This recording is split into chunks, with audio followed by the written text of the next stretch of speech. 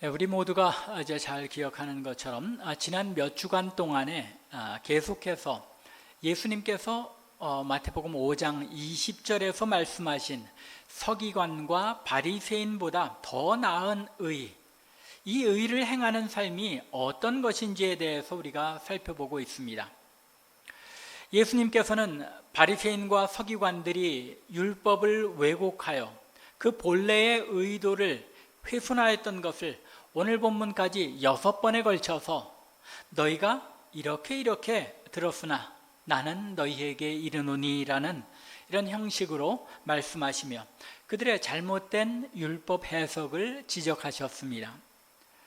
이런 형식을 통하여 율법을 바로 이해하고 또 하나님의 말씀을 바로 이해하고 실천한다는 것은 문자적으로만 말씀을 읽고 지키는 것이 아니라 율법, 곧 말씀에 담긴 근본 정신과 하나님께서 왜 이 말씀을 주셨는지 그 근본 의도를 생각하며 마음으로부터 그 율법을 지키는 것임을 주님께서 분명하게 알려주셨습니다.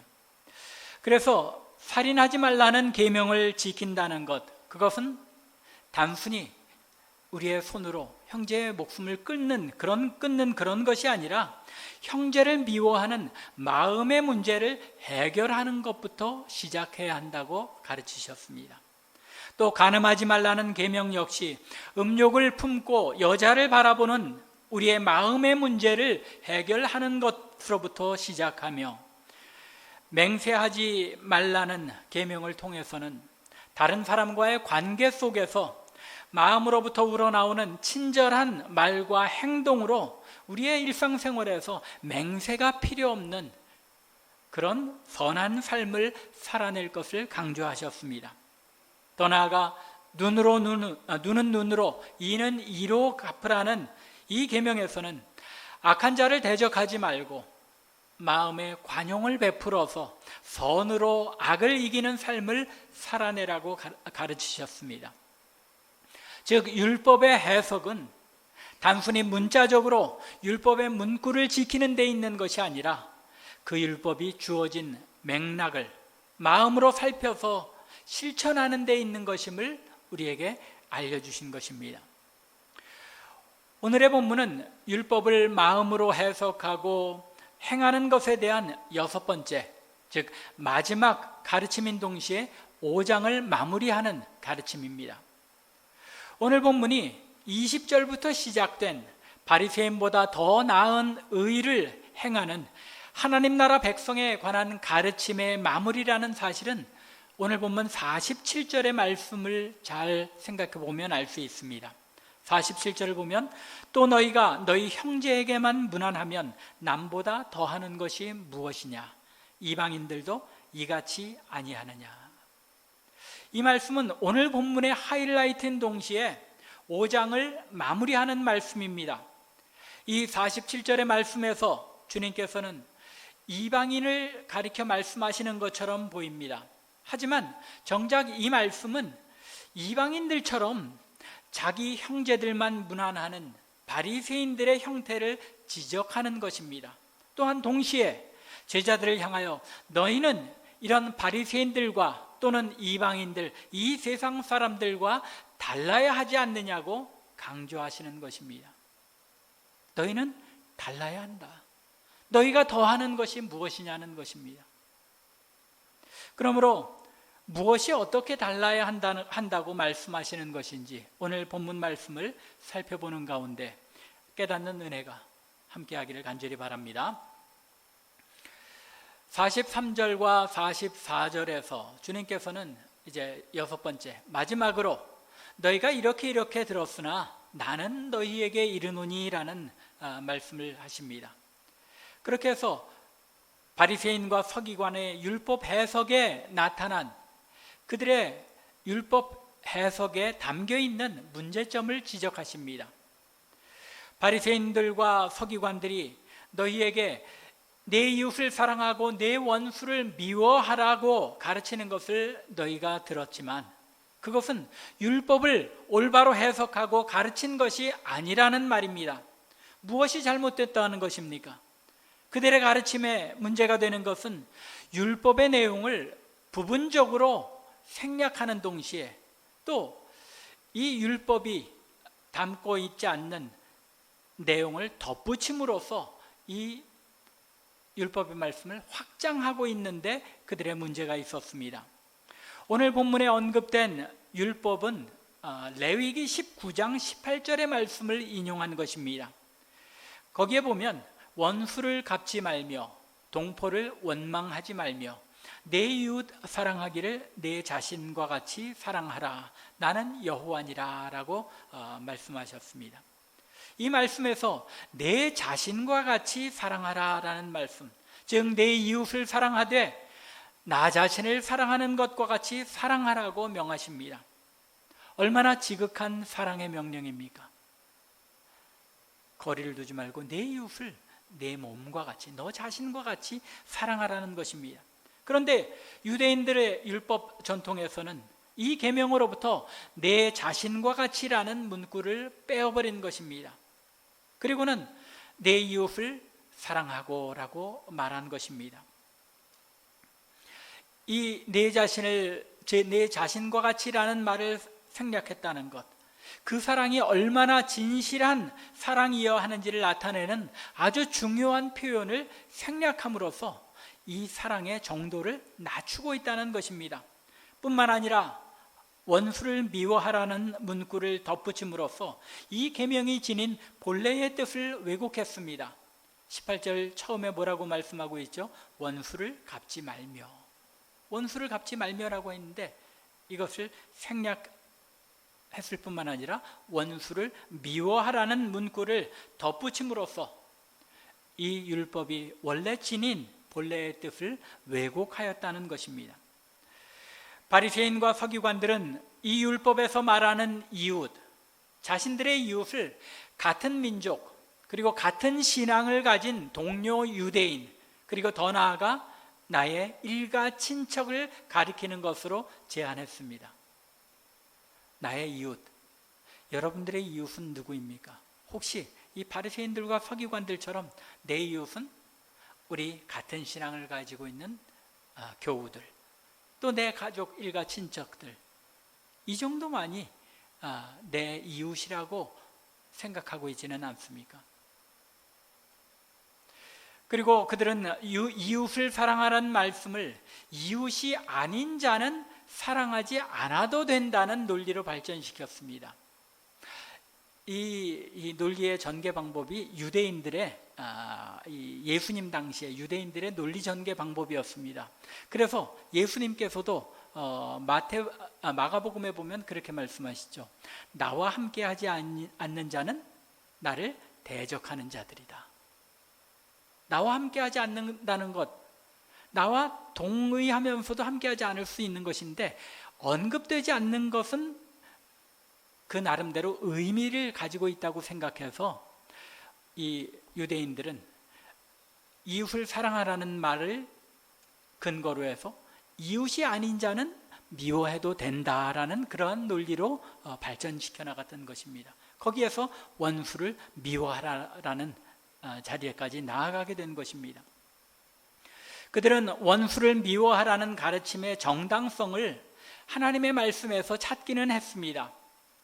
하나님께서 이스라엘 백성들로 하여금 가나안 땅에 들어가게 하실 때 뭐라고 했습니까? 그들의 원수된 가나안 7족속들을 완전히 진멸하라고 명하셨습니다. 즉 그들을 미워하며 그들을 이 땅에서 완전히 진멸하라고 하셨다는 것입니다. 또 시편 54편 5절, 또 94편 1절부터 3절과 같은 이 저주시라고도 하죠. 탄원시의 그 내용을 보면 거기에는 시편 기자가 내 원수에게 악으로 갚으시리니 하나님께서 악으로 갚아주시며 그들을 멸해 주시기를 간청합니다. 또 94편에서도 악인이 언제까지 개가를 부르리까 라고 부르짖으면서 하나님께서 이 원수를 갚아주시고 복수해 주시기를 간청합니다.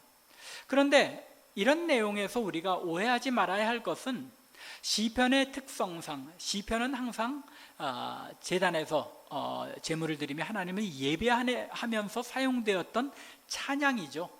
이스라엘 민족 전체가 함께 불렀던 찬양입니다. 비록 개인의 시인 것처럼 보여도 그것은 온 민족이 하나님 앞에 부르는 찬양이었다는 것입니다. 따라서 이 시편들에서 악인에 대해서, 원수에 대해서 하나님께서 갚아주시기를 간청하는 이 내용들은 하나님 나라를 대적하는 원수들, 그들에게 하나님께서 공의를 베푸셔서 그들의 죄값을 치르게 해주시기를 간구하는 내용이지, 개인적인 차원에서 원수를 미워하거나 원수를 갚으라는 그런 가르침을 정당화하는 구절들은 아니라는 것입니다.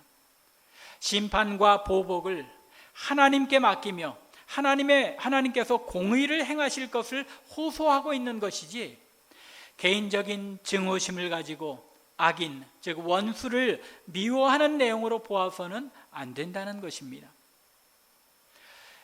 이웃을 사랑하라는 이 율법의 본래 뜻이 자기 일가 친척이나 민족만을 사랑하고 그 외의 사람들은 미워해도 된다는 말씀이 아니라는 사실은 레위기 19장 18절에 이 전후 문맥을 봐서도 분명합니다. 19장 9절부터 10절을 보면 곡식을 거둘 때에 곡식을 다 거두지 말고 어떻게 하라고 하십니까?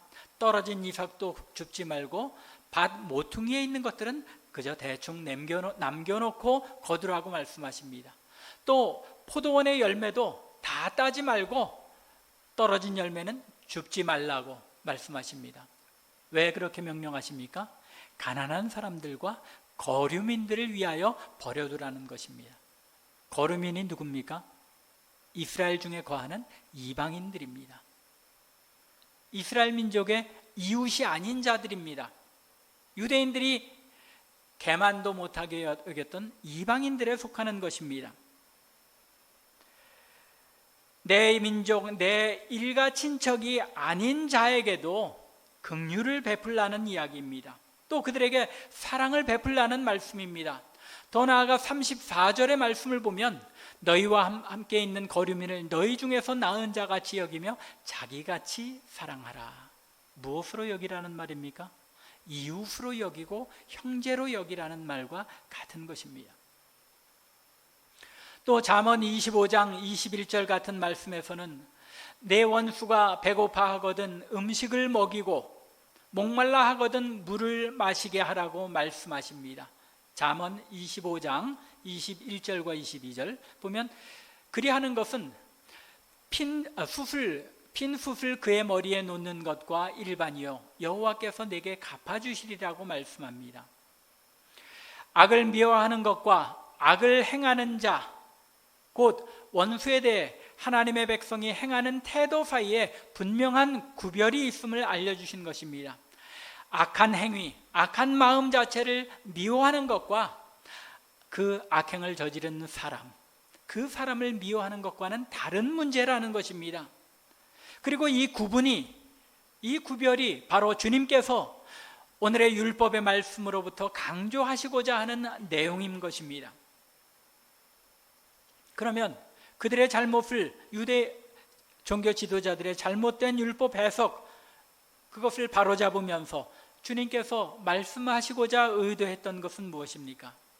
44절에, 오늘 본문 44절의 말씀을 보면 나는 너희에게 이르노니 너희 원수를 사랑하며 너희를 박해하는 자를 위하여 기도하라고 명하십니다. 주님께서는 이웃 사랑을 원수라고 여기는 자들에게까지 확대하라고 말씀하십니다. 그러면 여기에서 주님께서 생각하시는 이웃과 원수, 또 사랑이라는 것, 그 개념이 우리는 바리새인들과 서기관들이 말하는 이웃, 원수, 사랑이라는 개념과는 다른 개념이라는 것을 알 수 있습니다. 그러면 주님께서 생각하시는 이웃, 원수, 그리고 원수 사랑이라는 것은 무엇을 말하는 것입니까?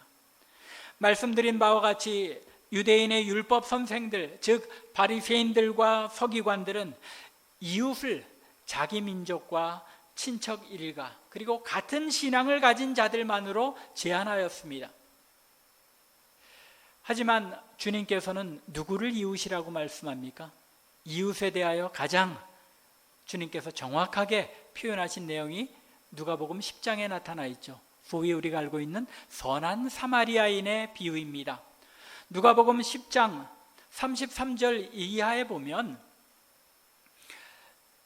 강도 당한 그 사람을 누가 도와줍니까? 어떤 사마리아 사람이 여행하는 중에 그를 보고 불쌍히 여겨서 자신의 그 여행을 벗어나서까지 그를 주막으로 데리고 가서 돌보아주고 자신의 돈을 지불하면서까지 여관 주인에게 그 사람을 돌보라고 합니다. 그에 대하여 예수님께서 물으시죠. 내 생각에는 이 세 사람 중에 제사장, 레위인, 그리고 사마리아 사람, 제사장과 레위인은 유대인들 그리고 종교 지도자들이 생각하기에 내 형제요, 가장 이웃이라고 생각했던 사람입니다. 그런데 이 세 사람 중에서 누가 강도 만난 자의 이웃이 되겠냐고 주님께서 물으시자 누구라고 대답할 수밖에 없었습니까? 자비를 베푼 자니이다. 예수님께서 그에게 말씀하시기를 가서 너도 이와 같이 하라. 즉 너도 이러한 이웃이 되어라 라고 말씀하시는 것입니다. 따라서 이 강도당한 유대인의 참 이웃은 이 유대 종교 지도자들이 개만도 못하게 여겼던 사마리아 사람이었던 것입니다. 이웃의 개념이 단순히 내 동포, 내 형제, 내 이웃, 내 일가 친척만이 아니라 우리가 간과하고 있는 그런 사람들에게까지 이웃의 범위가 펼쳐져야 한다는 것입니다. 이처럼 이웃에 대한 개념이 주님에게서는 더 확대되어 나타나는 것을 볼 수 있습니다. 이웃에 대한 개념이 확대되면 반대로 원수에 대한 개념은 어떻게 될 수밖에 없습니까? 축소될 수밖에 없죠. 이 바리새인과 서기관들이 원수라고 생각하고 무시했던 그런 사람들까지도 이웃이 되어버리면 이 유대 종교 지도자들이 생각하는 원수의 개념은 좁아질 수밖에 없게 된다는 것입니다. 사람에 따라서 이 원수의 개념이 달라질 수 있는데, 왜냐하면 이 원래 히브리어에 원수에 해당되는 단어들이 원수에 해당되는 단어들이 한 너댓 개 됩니다. 그런데 그 단어들에 나타난 개념을 잘 정리해 보면 내가 행하는 길에 장애를 주고 또 말이나 행동으로 항상 고통과 환난을 가져다 주는 사람, 이것이 이 원수에 대한 히브리 단어들의 개념입니다. 그렇게 본다면 사실은 사람에 따라서 이 원수로 여기는 사람의 범위가 달라질 수 있죠. 왜냐하면 원수라는 것이 조금 더 너그러운 사람에게는 다른 사람이 나에게 조금 해를 끼쳐도 그럴 수 있지 하고 넘어가는 사람에게는 그 사람의 행동이 원수로 여겨지지 않는다는 것입니다. 사랑도 마찬가지라는 것입니다. 성경에 나타난 사랑의 개념을 보면 사랑하기로 한 마음의 결정을 끝까지 지키며 이루는 것이 사랑입니다. 성경에서 말하는 사랑은 감정적인 사랑이 아닙니다. 물론 그 감정적인 사랑도 포함하지요. 그러나 그것을 넘어서는 사랑이라는 것입니다. 그 사랑의 모습을 우리는 하나님의 이스라엘 백성을 향한 사랑으로부터 분명히 알 수 있지 않습니까? 하나님께서 이스라엘을 사랑하셨습니다. 그런데 이스라엘이 사랑을 받을 만해서 사랑했습니까? 아니죠. 그들이 우상을 섬기고 하나님께 배역을 행하여도 하나님께서는 저들을 사랑하셨습니다. 왜요?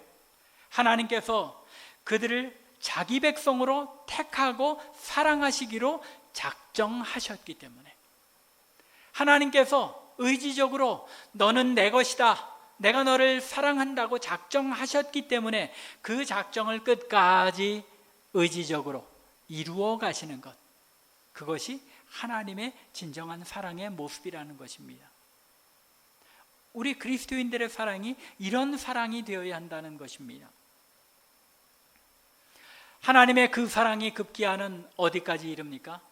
이스라엘 백성들이 하나님을 온전하게 섬기지 못하고 또 하나님께 나아가지 못하게 되었으니까, 죄 때문에 그 아들을 보내셔서 사랑하신 것, 이 사랑은 하나님의 의지적인 사랑이고 그 의지의 결정을 끝까지 이루는 그런 참 사랑의 모습이라는 것입니다.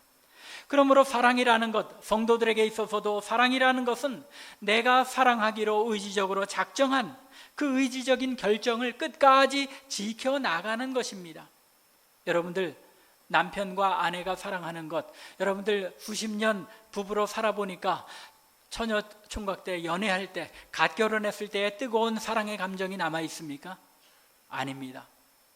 이제는 여러분들 다 아시는 것처럼 이 사람을 하나님 앞에 나의 남편으로, 나의 아내로 사랑하기로 서약했고 결혼이라는 하나님께서 맺어주신 결혼이라는 관계에 들어갔기 때문에 우리는 그 신실한 약속을 지켜나가는 것, 그것이 우리의 부부의 사랑이 익어갈수록 나타나는 모습인 것입니다.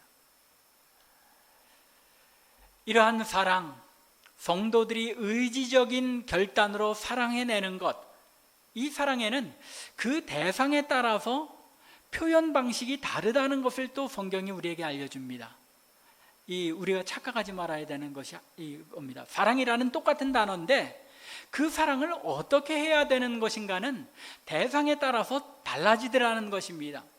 그 예가 오늘 본문에 나타나 있습니다. 44절에서 주님께서 너희 원수를 사랑하라 라고 말씀하시면서 45절에 뭐라고 말씀하십니까? 이는 하나님이 그 해를 악인과 선인에게 비추시며 비를 의로운 자와 불의한 자에게 내려주심이라. 이게 누구의 불의한 자들, 믿지 않는 자들, 하나님의 백성이 아닌 자들을 향한 하나님의 사랑의 방식이요, 하나님의 사랑의 표현이라는 것입니다. 잘 안 믿어주시죠? 문맥을 잘 보세요. 너희 원수를 사랑하며 너희를 박해하는 자를 위하여 기도하라. 이같이 한즉 하늘에 계신 너희 아버지의 아들이 되리라 하고 이는 하고 나갑니다. 그 이유는, 너희가 이렇게 원수를 사랑해야 하는 그 이유는 하나님께서도 그 해를 악인과 선인에게 비추시고 비를 의로운 자와 불의한 자에게 공평하게, 얼마든지 하나님께서 불의한 자, 악한 자들을 이 땅에서 쓸어버리실 수 있지만 오래 기다리시며 저들이 하나님께 돌아오기까지 공평하고 공의롭게 모든 은총을 베푸시며 내려주시는 것, 이것이 불의한 자들, 악한 자들, 소위 우리가 원수라고 생각하는 사람들을 향한 사랑의 방식이 되어야 한다는 것입니다. 하나님께서 당신의 백성들을 사랑하실 때는 어떻게 사랑하십니까? 그들의 삶에 간섭하시잖아요. 단순히 해를 주시고 비를 주시는데 그치는 것이 아니라 그 삶에 직접 간섭하시고 그들의 삶을 주권적으로 순간순간 인도하시는 그런 사랑으로 우리는 대하시잖아요. 우리를 사랑하시는 방법과 불의한 자들, 믿지 않는 자들을 사랑하시는 하나님의 방식이 다르다는 것입니다. 그래서 앞서 언급한 잠언 25장 21절의 말씀은 분명하게 내 원수가 배고파 하거든 음식을 먹이고 목말라 하거든 물을 마시게 하는 것, 이것이 또 한 면에서 사랑의 표현인 것처럼 가르치고 있다는 것입니다. 여러분들 참 다행이지 않습니까? 여러분들 마음에 늘 죄책감을 가지고 있잖아요. 원수를, 나에게 악한 일을 행한 사람들 미워하고 저주하지까지는 않아도 내 마음에 더 적극적으로 감정적으로 사랑하는 마음이 안 생겨서 여러분들 고민하지 않습니까? 그런데 분명하게 하나님의 말씀은 그들을 사랑하는 방식은 의지적인 사랑으로 그들에게 필요한 것을 제공해 주는, 거기까지만 해도 그것이 우리의 사랑의 표현이 되어진다는 것입니다. 여기서 우리가 생각해 보아야 할 그 표현이 있습니다. 원수를 사랑하라고 표현했지 좋아하라고 표현하지 않았다는 것입니다. 좋아한다는 것은 뭐가 개입이 된 겁니까? 우리의 감정적인 판단이 담겨 있는 것이죠. 내가 이걸 좋아한다. 내 마음에 그것에 대한 감정이 끌려간다는 것입니다. 그런데 사랑이라는 것은 아까 말씀드린 것처럼 성경에서 가르치는 사랑은 우리의 의지의 결단이고 그것을 끝까지 지켜가기 위해 하나님 앞에 기도하며 애써 나가는 것입니다. 따라서 원수를 사랑한다는 그 표현 속에는 우리의 감정이 안 끌려서, 말이 그렇지 우리 미운 사람들이 이렇게 감정적으로 갑자기 막 뜨겁게 사랑하는 그런 마음이 안 생기잖아요. 그런데 적어도 하나님의 백성들은 그것을 미워하고 저주하는 데까지 나가지 않고 그들의 필요한 것을 공급하고 일반 은총처럼 그 사람 자신을 긍휼히 여기는 마음, 거기에 이를 때 그것은 원수를 사랑하는 마음이라는 것입니다. 내 개인적인 감정이입을 해서 미워하지 않고 그 사람의 필요를 채워주며 묵묵히 기다림으로써 하나님께서 그 뜻대로 공의를 행하시기를 기다리는 것, 그것이 원수를 사랑하는 방법이라는 것입니다. 예수님께서 원수를 사랑하라 라고 명하신 것은 악한 자들의 마음과 그들의 행동까지도 무조건 용납하고 받아주라는 말씀이 아니라 소위 하나님의 형상으로 지음받은 그 인간 자체를 긍휼히 여기고 사랑하라는 말씀인 것입니다. 그 사람의 죄까지도 사랑하라고, 그 사람의 불의와 악에 대해서까지도 그냥 용납하고 받아들이라는 말이 아닌 것입니다. 오히려 하나님의 말씀은 형제가 죄악을 범하고 악한 일을 하면 그것을 지적하고 그것을 하나님께로 회개하고 돌아오도록 권면하는 것, 그것이 올바른 형제 사랑인 것을 말하고 있습니다. 죄는 미워하고 그 사람이 죄에서 돌이켜 회개하고 돌아올 것을 기도해주며 기다리는 가운데 단지 인간으로서 그 존재 자체를 사랑하고 하나님께서 공의를 베푸셔서 그의 악한 것을 징계하시고 그로 말미암아 하나님께로 돌아오게 해주시기를 간구하는 것, 이것이 원수 사랑의 방법인 것입니다. 여러분들, 이 내용은 여러분들 꼭 기억하시기 바랍니다. 그래야 우리가 엉뚱한 죄책감에서 시달리지 않을 수 있습니다. 나하고 여러 가지 불편한 관계에 빠졌던 사람들, 그 사람을 뜨겁게 사랑하지 못하는 것 때문에 여러분들 죄책감을 느끼실 때가 많지 않습니까?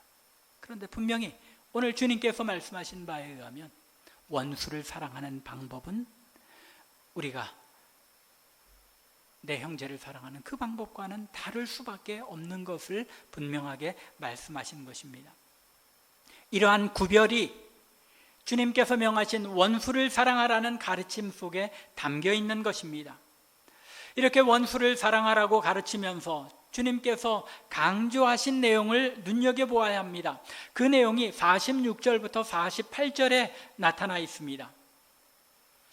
우리를 사랑하는 자를 사랑하고 소위 내가 형제라고 생각하는 사람만 무난한다면, 즉 내가 형제라고 생각하는 사람들하고만 왕래한다면 이 세상 사람들보다 나을 것이 무엇이냐는 것입니다. 세리도 이같이 하지 않느냐? 이방인도 이같이 하지 않느냐? 너희는 달라야 하지 않느냐는 것입니다. 뭔가 이 세상 사람들이 서로를 향해 관계 속에서 행하는 것보다는 더 발전된, 더 나은 무엇인가가 너희들에게 나타나야 하지 않느냐는 것입니다. 그러므로 우리가 어떻게 되어야 한다고 말씀하십니까? 우리가 하늘에 계신 아버지의 아들로서 아버지의 온전하심과 같이 온전해져야 한다는 것입니다. 성도는 이 세상 사람들과 달라야 하고 온전해져야 한다는 것입니다. 성도 여러분들은 이 세상 사람들과 좀 다릅니까? 다른 사람들이, 주변 사람들이 아유, 우리 집사님, 우리 장로님, 우리 권사님은 좀 다른 것 같아, 그런 말을 여러분들이 들어보십니까? 앞에서 남보다 더하는 것이 무엇이냐고 하신 말씀이 오늘 본문의 하이라이트이고 5장 전체를 마무리하는 말씀이라고 말씀드렸습니다. 이 말씀이 살인하지 말라는 말씀부터 시작해서 간음하지 말라, 맹세하지 말라, 악한 자를 대적하지 말라고 하신 가르침 모두에 적용되는 말씀이기 때문입니다. 다른 사람들, 세상 사람들과 다르게 우리 마음의 문제를 알고 형제를 미워하는 내 마음을 괴로워하며 음욕을 품고 여인을 바라보는 자신의 마음에 절망하며 이웃과의 관계에 진실하지 못한 나의 말과 행실을 애통해하며 오른뺨을 치면 왼뺨을 대고 속옷을 달라 하면 겉옷까지 주고 오리를 가자 하면 심리를 가며 원수를 사랑할 때에 비로소 우리는 세상 사람들과 다른 삶, 하나님의 자녀로서 하나님의 온전하심을 닮아가는 자녀가 될 수 있다는 것입니다. 그런데 또다시 우리는 문제에 봉착할 수밖에 없죠. 문제는 과연 내가 이 세상 사람들과 다르게 사느냐? 아니, 조금 생각해보면 원수를 사랑하는 것이 지금까지 설명드린 그런 의미라면 원수를 사랑하는 것까지도 조금은 할 수 있을 것 같아요. 그렇죠? 그런데 하나님의 온전하심 같이 우리가 온전해질 수 있느냐는 것입니다. 여러분들이 하나님의 온전하심 같이 그 거룩하심을 닮아서 온전해질 수 있다고 믿으십니까? 어떻습니까? 여러분들의 대답이 뭡니까? 예스입니까? 노입니까? 성경이 뭐라고 말씀하고 있습니까? 우리가 예수를 믿을 때 이미 우리는 새 생명으로 변화된 자임을 알려주고 있습니다. 하나님의 성령께서 우리 안에 거하시며 변화된 우리를 늘 일깨워 주시고 조명하여 주신다고 분명하게 말씀하고 있습니다. 또 주님께서 요한복음에서 뭐라고 말씀하십니까? 가지가 포도나무에 붙어 있기만 하면 어떻게 된다고 말씀합니까? 뿌리와 줄기로부터 영양을 공급받아서 많은 열매를 맺는다고 가르치셨습니다. 이미 예수 믿을 때부터 우리 안에 오셔서 거하시는 그 성령님께서 우리가 말씀에 순종하며 줄기 되신 주님께 붙어 있기만 하면 우리를 성령께서 변화시키시고 하나님의 온전하심을 닮아가는 자들로 만들어 가신다는 것입니다. 이것이 말씀의 정확한 약속입니다. 이 약속을 우리가 믿을 수 있기 바랍니다. 하나님께서 우리를 하나님을 닮은 거룩한 백성이 이미 되게 하셨다는 것입니다. 남은 일은 이 거룩함을 우리의 삶 속에 드러내는 삶, 성령의 인도하심 가운데 하나님의 온전하심 같이 우리 예수 그리스도께서 살아내신 그 삶처럼 순종하는 삶으로 한 걸음 한 걸음 다가가는 것, 그것을 가리켜 성경은 성화라고 말씀하고, 또 마지막 날까지 하나님께서 우리를 영화롭게 하셔서 하나님 나라로 들이신다고 약속하신 것입니다. 온전한 하나님의 자녀가 될 수 있는 줄로 믿으시기 바랍니다. 하나님의 성령께서 인도하시는데 나 자신을 온전히 맡기고 말씀에 순종하는 삶을 살아내려는 열심이, 순종이, 은혜에 붙들린 삶이 우리에게 있기만 하면 우리는 하나님의 온전하심을 닮아갈 수 있는 것입니다. 과연 나는 남보다 더하는 삶, 세상과는 다른 삶을 살고 있습니까? 내 안에 거하시는 성령의 인도하심에 내 삶을 맡기며 순종하고 있습니까?